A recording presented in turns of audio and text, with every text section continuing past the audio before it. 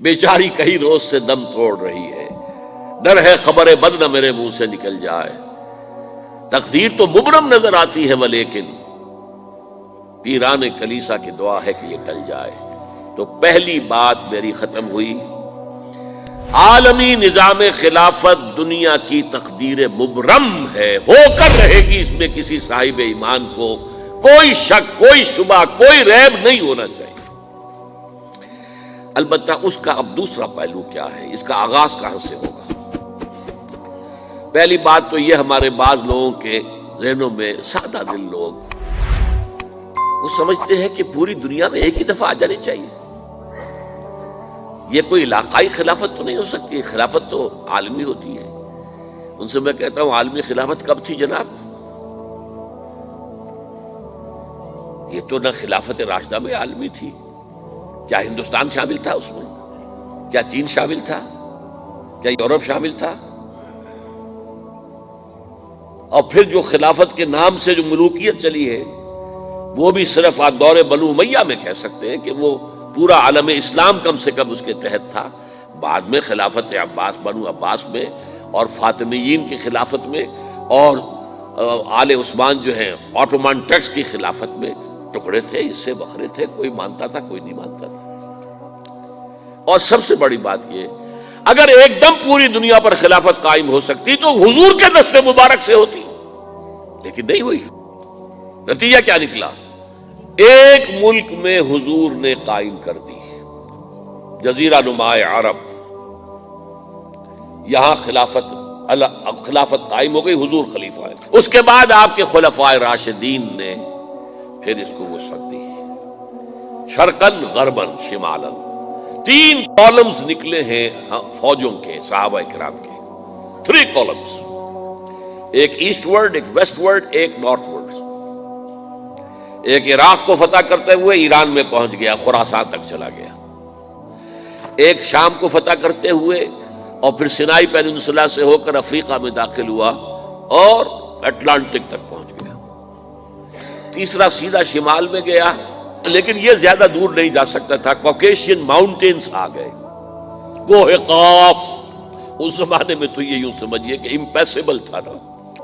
اب بھی یہ ہوگا، کسی ایک جگہ سے شروع ہوگا پھر پھیلے گا، اس کے سوا کوئی چارہ کار ہے ہی نہیں۔ اب وہ نقطہ کون سا ہوگا، نقطہ آغاز کون سا ہوگا؟ اس میں پہلی بات تو میں نے کہا، جو شک کرے گا اس کا پھر ایمان مشکوک ہے۔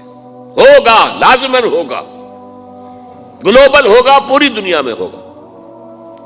کہاں سے شروع ہوگا اس میں آپ اختلاف کر سکتے ہیں، لیکن مجھے تو 2 حدیثیں تو ملی ہیں جن سے یہ اندازہ ہوتا ہے کہ یہ اس مشرقی خطے سے ہوگا، عرب کے مشرق کی جانب کسی ملک سے ہوگا، کسی خطے سے ہوگا۔ وہ حدیثیں بھی اب آپ پڑھ لیجیے پہلے۔ پھر میں کہہ رہا ہوں، یہ خزانہ ہے جو ہم نے آپ کی خدمت میں پیش کیا ہے، کاش کہ آپ اس کی قدر کر سکیں، یہ حدیثیں آپ کو ازبر ہو جائیں، یاد ہو جائیں، لوح قلب پر نقش ہو جائیں۔ ہندوستان اور خراسان یعنی موجودہ افغانستان کا ذکر۔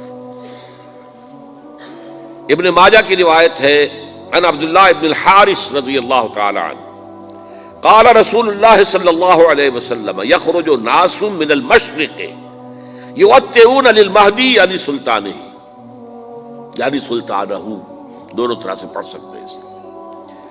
حضرت عبداللہ ابن حارث فرماتے ہیں رضی اللہ تعالی عنہ کہ حضور نے ارشاد فرمایا، مشرق کی طرف سے وہ فوجیں نکلیں گی، لوگ آئیں گے جو عرب میں مہدی کی حکومت قائم کریں گے۔ یہ مہدی کون ہوں گے اس کا ذکر میں ذرا بعد میں کروں گا، لیکن نوٹ کر لیجئے کہ مہدی سے پہلے لازماً کسی مشرقی علاقے کے اندر وہ نظام قائم ہو چکے گا، تب وہاں سے فوجیں آئیں گی نا۔ یہ مشرق کون سا ہے؟ عرب کے مشرق میں آپ چلیے، ایران بھی آ جائے گا، افغانستان بھی ہے، پاکستان بھی ہے، اور اگر اسے اور توسیع دیں تو ہندوستان بھی ہے۔ یہ ہے عرب کا مشرق، اس سے فوجیں جائیں گی۔ اس کا کیا مطلب ہے کہ اس میں سے کسی جگہ پر نظام خلافت پہلے قائم ہو جائے گا، تاکہ وہاں سے فوجیں جائیں گی جو جزیرہ نمائے عرب میں حضرت مہدی کی حکومت کو قائم کریں گے۔ اب دوسری حدیث سنیے، یہ سنن ابن ماجہ کی حدیث تھی جو میں نے آپ کو سنائی، آپ نے پڑھی۔ دوسری عن ابی ہریرہ رضی اللہ تعالی عنہ، یہ ترمذی شریف کی روایت ہے، قال قال رسول اللہ صلی اللہ علیہ وسلم یخرج من خراسان رایات سود لا يردها شیء حتی تنصب بایلیا، خراسان کے علاقے سے سیاہ جھنڈے لے کر فوجیں آئیں گی، ان کا رخ کوئی موڑ نہیں سکے گا، ان کو پیچھے پھیر نہیں سکیں گے کوئی بھی، یہاں تک کہ وہ یروشلم میں جا کر جھنڈے نصب کر دیں گے۔ ایلیا حضور کے زمانے میں یروشلم کو کہتے تھے۔ یہ یروشلم تھا جب حضرت سلیمان کی حکومت تھی اور یہاں پر معبد سلیمانی، ہیکل سلیمانی قائم ہوا، پھر یہ یروشلم ہی رہا ہے تاریخ میں، یہاں تک کہ سن 70 عیسوی میں جب ٹائٹس رومی جنرل نے اس کو گرایا، ختم کیا، سیکنڈ ٹیمپل گرا دیا اور یہاں سے یہودیوں کو کہا نکل جاؤ، یہاں سے کوئی یہودی باقی نہیں رہا، تب بالکل تہو بالا برباد کر دیا۔ اس کے کوئی 150 سال بعد ہیڈریان، رومن ایمپرر ہیڈریان، اس نے پھر دوبارہ آباد کیا اس شہر کو۔ 150 سال تک یہ بالکل بنجر اور بالکل غیر آباد پڑا تھا۔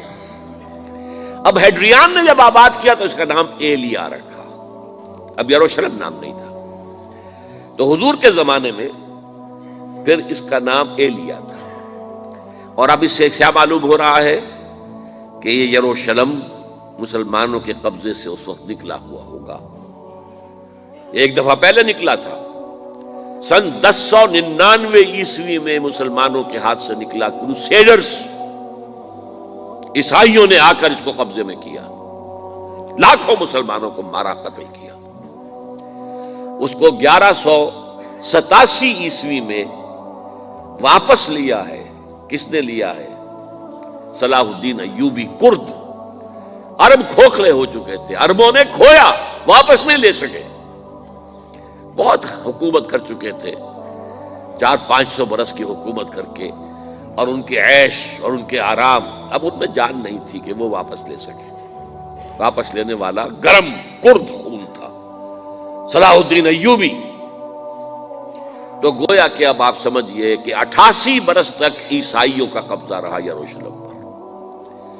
اب 1967 میں یہودیوں نے قبضہ کیا ہے، اور اب 38 برس تو ہو گئے، 88 نہیں تو 38 برس تو ہو گئے ہیں، لیکن وہ دور آئے گا کہ اب پھر لیں گے، لینے والے عرب بھی نہیں ہوں گے، خراسان کے علاقے سے فوجیں آئیں گی۔ یہ خراسان کیا تھا؟ ایلیا تو میں نے آپ کو بتا دیا، یروشلم کا نام ہے۔ خراسان اس زمانے میں ایک بہت بڑے ملک کو کہتے تھے، کچھ حصہ پاکستان کا بھی اس میں شامل ہے، کچھ حصہ ایران کا بھی ہے، ایران کے اس حصے کو اب بھی خراسان کہتے ہیں، وہ ایک صوبہ ہے، خراسان ایک صوبہ ہے ایران کا چھوٹا سا۔ پاکستان میں خاص طور پر یہ جو علاقہ مالاکنڈ ایجنسی کہلاتی ہے، اس سے اوپر جتنا علاقہ ہے، اور یہ جو واخان کی ایک پٹی آتی ہے اوپر، واخان افغانستان کی ایک پٹی سی دم سی چلی آتی ہے جو جا کر چائنا کی سرحد سے مل جاتی ہے، یہاں سے لے کے یہاں تک یہ جو مالاکنڈ کا وہ درہ ہے اور پہاڑ ہے، یہ بھی خراسان کا حصہ ہے۔ باقی تقریباً 2/3 آف افغانستان، ساؤدرن حصہ نہیں ہے خراسان کا حصہ، یہ سیستان کہلاتا تھا، یہ خراسان نہیں ہے، لیکن یہ کہ اوپر کا 2/3 آف افغانستان، اور اس کے ساتھ یہ جو عرب، جو اب یہ ترک ممالک آزاد ہوئے ہیں سوویت یونین کی ڈسولوشن کے ساتھ، یہ سارا علاقہ کہلاتا ہے خراسان بزرگ، دی گریٹ خراسان۔